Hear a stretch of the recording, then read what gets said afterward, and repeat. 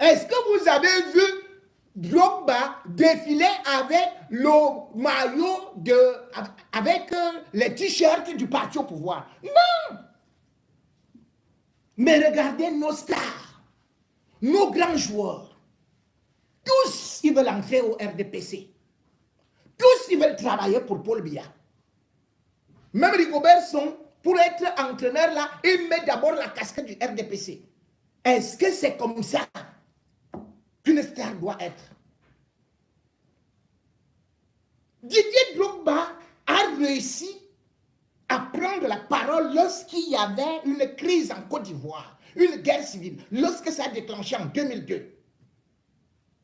Vous vous souvenez que justement pour la Coupe du Monde 2006, où nous avions nos stars qui ont perdu parce que nous ne sommes pas allés à la Coupe du Monde en 2006 au détriment de la Côte d'Ivoire. La Côte d'Ivoire jouait contre le Soudan et le Cameroun jouait contre l'Égypte. Vous vous souvenez de ce match-là? Où l'arbitre nous avait donné un penalty gratuit. C'est-à-dire la corruption à ciel ouvert. C'était à la 94e minute. Wome est venu, il a tiré. Même Dieu a refusé. Il a dit, vous là, vous n'êtes jamais du côté du peuple. Ça a failli casser la barre transversale. Pendant ce temps, Didier Drogba, avec les Yaya Touré, qui est du nord, Drogba, lui, il est du sud. Et ils ont réussi à la dernière minute, parce que le match se jouait en même temps. C'était soit le Cameroun, soit la Côte d'Ivoire. Un seul pays devait aller à la Coupe du Monde. Et c'est la Côte d'Ivoire qui avait gagné. Et vous savez pourquoi? Parce que les Ivoiriens étaient unis. Et qui les a unis? C'est Didier Drogba. Parce qu'il y avait la guerre. Et les Ivoiriens étaient tellement divisés que Didier Drogba, avant chaque match, réunissait tous ses coéquipiers. Leur disait, prions. Et ce jour-là, lorsqu'ils ont gagné, pour aller pour la première fois à la Coupe du Monde, on est venu les filmer. Didier Drogba a pris la parole. Et il a dit à ses coéquipiers, mettons-nous à genoux. Nous demandons la fin de la guerre. Nous vous en supplions. Regardez comment nous avons travaillé ensemble pour nous qualifier. Regardez comment nous sommes main dans la main.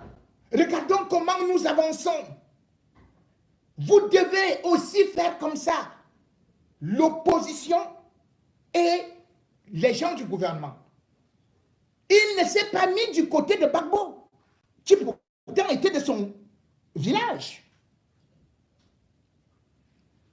Il n'a pas décrié complètement Soro, qui avait créé une rébellion, qui venait du nord, et qui venait faire des dégâts dans le village de Drogba. Il l'a supplié. Et la guerre a eu assez. Didier Drogba est devenu une haute personnalité. Mais dites-moi, nos joueurs, nos stars là, qui a déjà parlé de la guerre du Nozo, qui a déjà parlé des souffrances du peuple. Chacun cherche tout simplement à aller rencontrer le Premier ministre, à aller tout simplement chercher la carte pour adhérer au RDPC. Personne. Oui, vous allez dire que oh, ils ont fait les œuvres sociales, ils ont donné ceci à cela. Mais Didier Drogba, il a créé des écoles aussi. Des écoles. Avec le partenariat de Nestlé.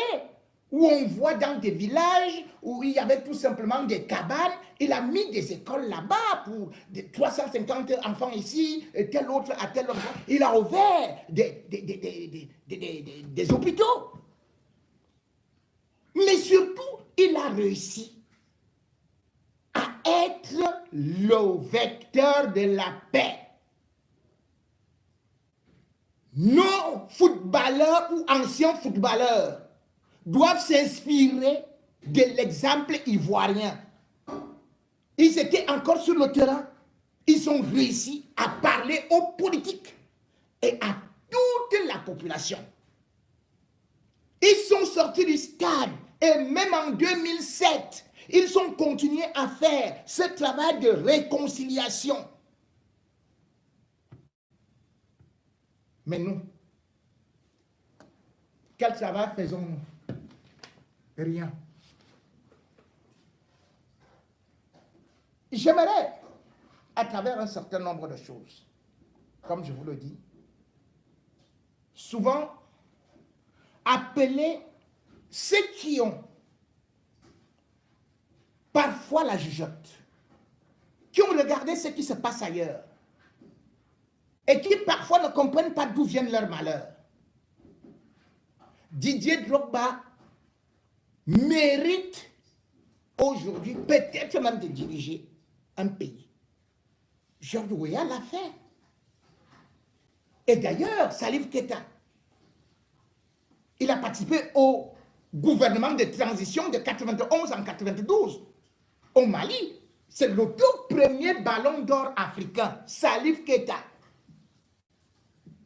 Mais regardez la vie de Salif Keita,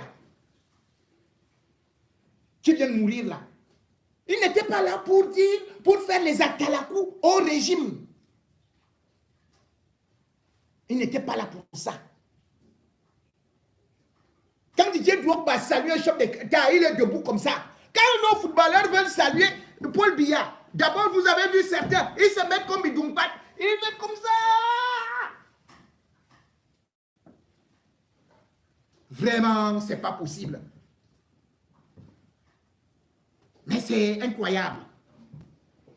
Vous savez, en 2012, Alassane Ouattara a été invité par Elisabeth II, la reine d'Angleterre.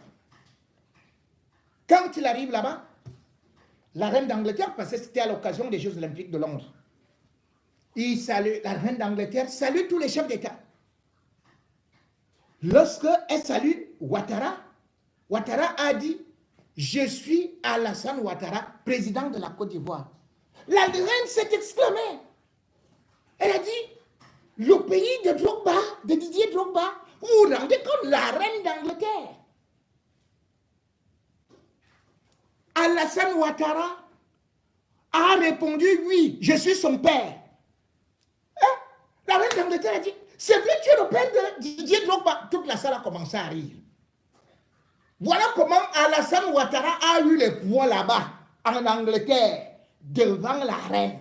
C'est-à-dire que lui, il vient comme chef d'État, mais on l'a honoré en se présentant comme le père de Didier Drogba.